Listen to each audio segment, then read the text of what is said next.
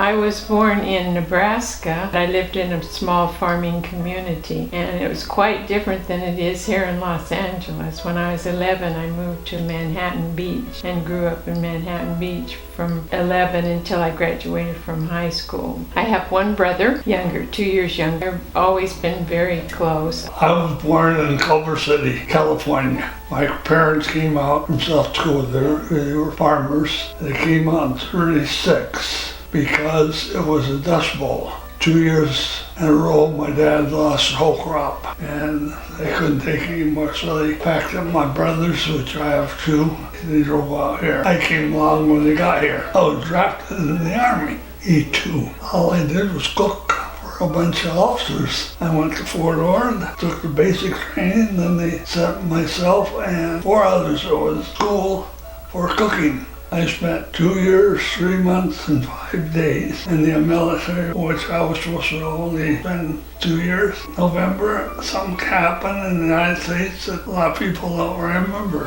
And that was Berlin Wall came up. I was mad, but then when I got out, I learned I didn't have to do the extra 4 years of reserve. And I came back and started cooking. My first job was on the Santa Monica Pier at Sinbad's restaurant. And then after that, the chef that took me under his wing and taught me everything he knew. I wouldn't be in the spot I would be if it wasn't for him. Mainly in Southern California, clubs, country clubs, and some of those country clubs are the elite, and one in particular is Hillcrest Country Club. I served Danny Thomas, Frank Sinatra. I advanced to not only chef and cook, but to a teacher. I spent 22 years at LA Trade Tech College, and I have to get this in.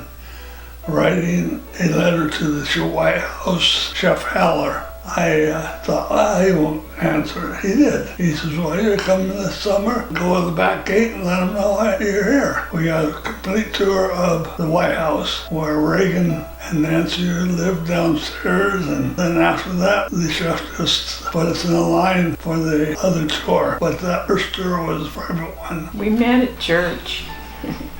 We met in a singles group because I had been married before and I had 4 children, and he started taking me and my 4 children out to lunch after church every Sunday. We went together for quite a while, and finally we got married, so he helped me could take care of the 4 children. Our oldest daughter passed away a few months ago, but 4 was the original amount, yeah. The 2 boys are Steve and Jeff, and the girls, Debbie, who passed away, and Laura. I think it's just built in you to be a mother. That's the best thing I did. I would have been very disappointed with my life if I didn't do that. It was very good, because not only that, but he cooked.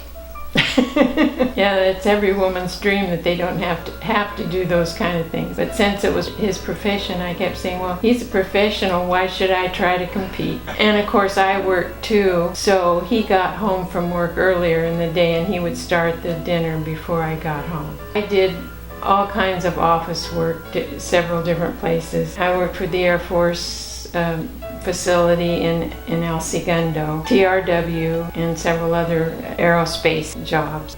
We've been married for 44 years. Oh yes, now you're talking to the grandmother, of course. We have 10 grandchildren and 4 great-grandchildren and 2 great-grandchildren on the way. We enjoy them. Our children and grandchildren are all over. This is a whole new world. We have one granddaughter who is in Afghanistan. She's a pilot on an Apache helicopter and an officer. She's like 26 years old. We have other kids that are doing their thing all over the United States and all over the world, but everybody kind of went their own way to do their own thing, and that's the way we want it. We want them to be happy. Makes you very proud. At Renaissance Village, it's very nice to live here because they do everything for you, and it's like a vacation every day.